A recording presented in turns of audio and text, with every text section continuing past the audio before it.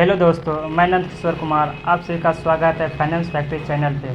आज इस वीडियो में हम सब जानेंगे कि एसआईपी करने के लिए कौन कौन ऐप इस्तेमाल करते हैं। क्या बैंक से एसआईपी करना बेहतर है या ऐप से? हमारा पैसा आखिर जमा कहाँ होता है? अगर ऐप बंद हो जाए तो क्या हमारा पैसा डूब जाएगा? और एसआईपी करने के लिए कौन सा तरीका सबसे अच्छा है? आज इस तमाम इन्फॉर्मेशन को इस वीडियो के माध्यम से आपको इन्फॉर्मेशन प्रोवाइड करते हैं। इस वीडियो में आप सब बने रहिएगा। एसआईपी करने के लिए कौन कौन से ऐप इस्तेमाल कर सकते हैं? दोस्तों, आज के समय एसआईपी शुरू करने के लिए आप कई माध्यम का इस्तेमाल कर सकते हैं। आप म्यूचुअल फंड की ऑफिशियल वेबसाइट, बैंक या इन्वेस्टमेंट ऐप के माध्यम से एसआईपी शुरू कर सकते हैं।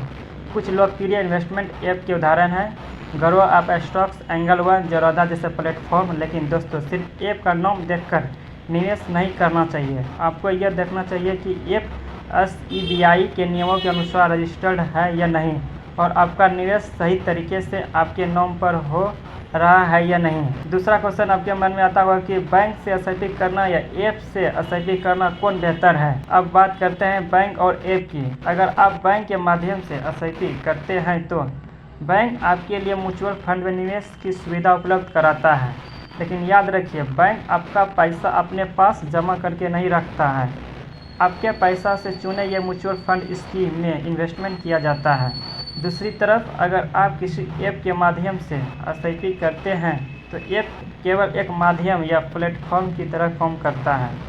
यानी ऐप आपकी एसआईपी को म्यूचुअल फंड में निवेश करने में मदद करता है।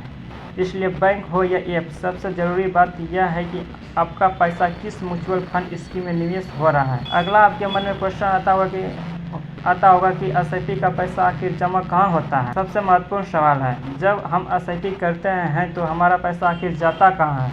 मान लीजिए कि हर महीने आप 500 रुपया या 1000 रुपया एसआईपी करते हैं तो आपका पैसा सीधे ऐप के मालिक के पास जमा नहीं होता है। आपके पैसे से म्यूचुअल फंड की यूनिट्स खरीदी जाती है।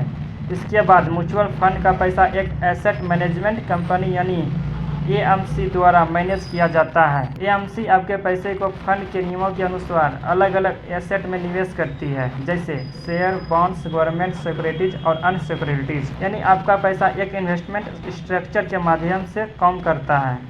अगला क्वेश्चन है कि अगर ऐप बंद हो जाए तो क्या पैसा डूब जाएगा। अब बहुत से लोगों का सवाल होता है, अगर जिस ऐप से हमने एसआईपी शुरू की है वह ऐप बंद हो जाए तो क्या हमारा पैसा भी चला जाएगा।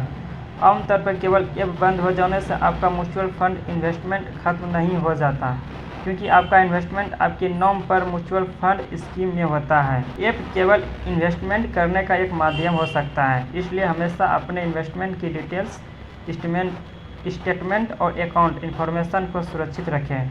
अगर कोई समस्या आती है तो आप संबंधित म्यूचुअल फंड कंपनी, रजिस्टर या अन्य आधिकारिक माध्यम से अपने इन्वेस्टमेंट की जानकारी प्राप्त कर सकते हैं। अगला क्वेश्चन है कि बैंक और ऐप कौन सा तरीका चुनें। अब सवाल है कि एसआईपी के लिए ऐप बेहतर है कि बैंक बेहतर है। इसका जवाब हर व्यक्ति के लिए अलग अलग हो सकता है। अगर आप बैंक के माध्यम से एसआईपी करते हैं तो आपको बैंक के माध्यम से सुविधा मिलती है। यह बैंक अपना ही म्यूचुअल फंड में पैसा जमा करने के लिए आपको अपॉर्चुनिटी प्रोवाइड करता है। अदर म्यूचुअल फंड में आपको पैसा निवेश करने के लिए अपॉर्चुनिटी प्रोवाइड नहीं करता है।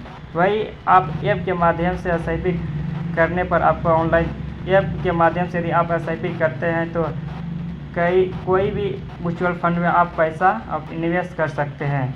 आपका बाधा नहीं है ऐप के माध्यम से।